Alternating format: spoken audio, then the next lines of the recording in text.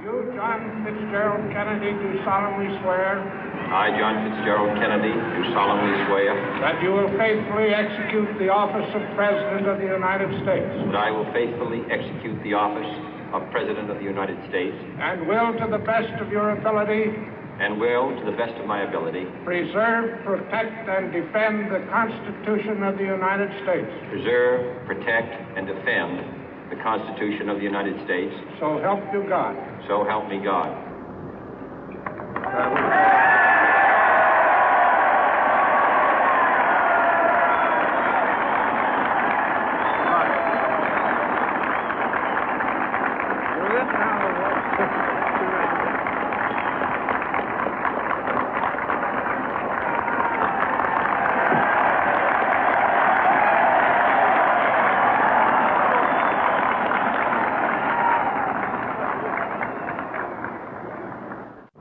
Vice President Johnson, Mr. Speaker, Mr. Chief Justice, President Eisenhower, Vice President Nixon, President Truman, Reverend clergy, fellow citizens. We observe today not a victory of party, but a celebration of freedom, symbolizing an end as well as a beginning, signifying renewal as well as change. For I have sworn before you and Almighty God the same solemn oath our forebears prescribed nearly a century and 3/4 ago.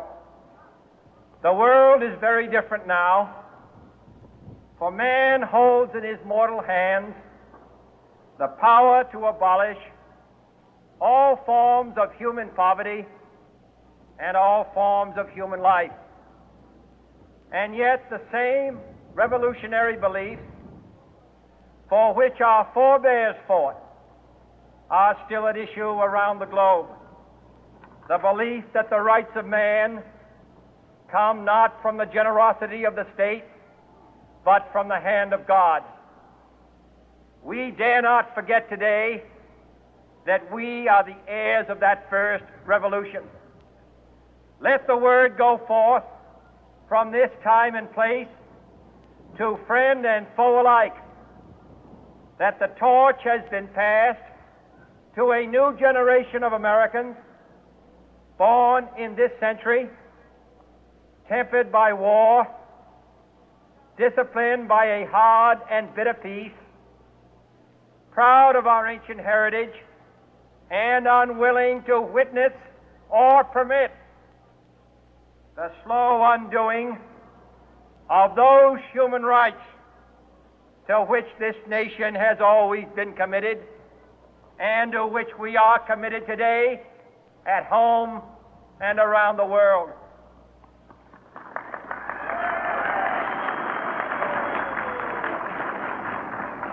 Let every nation know, whether it wishes us well or ill, that we shall pay any price, bear any burden, meet any hardship, support any friend, oppose any foe to assure the survival and the success of liberty.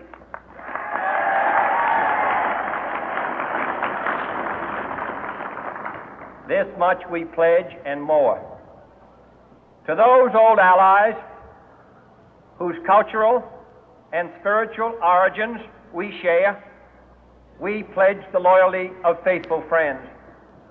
United, there is little we cannot do in a host of cooperative ventures. Divided, there is little we can do, for we dare not meet a powerful challenge at odds and split asunder. To those new states whom we welcome to the ranks of the free, we pledge our word that one form of colonial control shall not have passed away, merely to be replaced by a far more iron tyranny. We shall not always expect to find them supporting our view, but we shall always hope to find them strongly supporting their own freedom, and to remember that in the past, those who foolishly sought power by riding the back of the tiger ended up inside.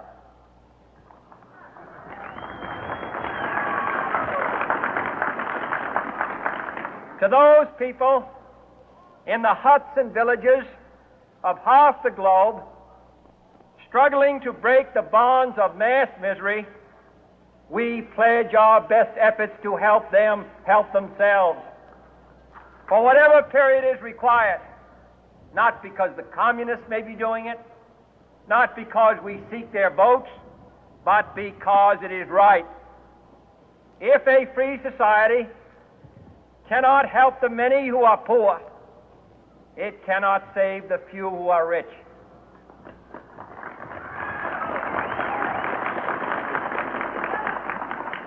To our sister republics south of our border, we offer a special pledge to convert our good words into good deeds, in a new alliance for progress, to assist free men and free governments in casting off the chains of poverty.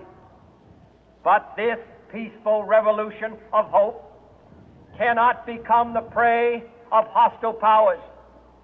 Let all our neighbors know that we shall join with them to oppose aggression or subversion anywhere in the Americas.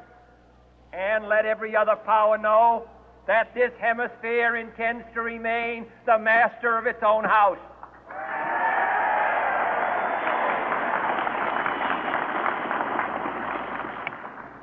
To that World Assembly of Sovereign States, the United Nations, our last best hope, in an age where the instruments of war have far outpaced the instruments of peace, we renew our pledge of support to prevent it from becoming merely a forum for invective, to strengthen its shield of the new and the weak, and to enlarge the area in which its writ may run. Finally, to those nations who would make themselves our adversary, we offer not a pledge, but a request that both sides begin anew the quest for peace.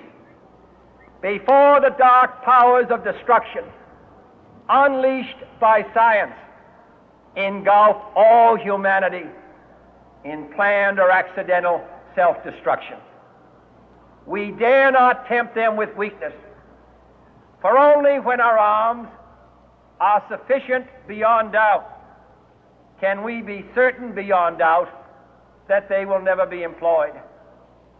But neither can two great and powerful groups of nations take comfort from our present course, both sides overburdened by the cost of modern weapons, both rightly alarmed by the steady spread of the deadly atom, yet both racing to alter that uncertain balance of terror that stays the hand of mankind's final war.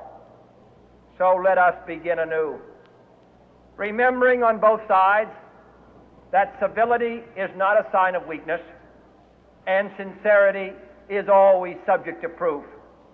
Let us never negotiate out of fear, but let us never fear to negotiate.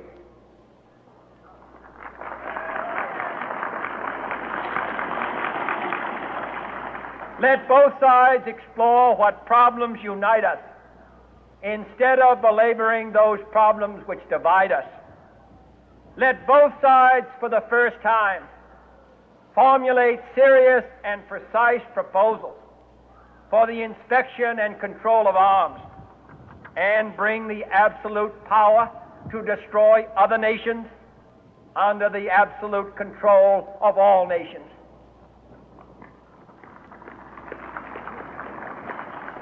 Let both sides seek to invoke the wonders of science instead of its terrors.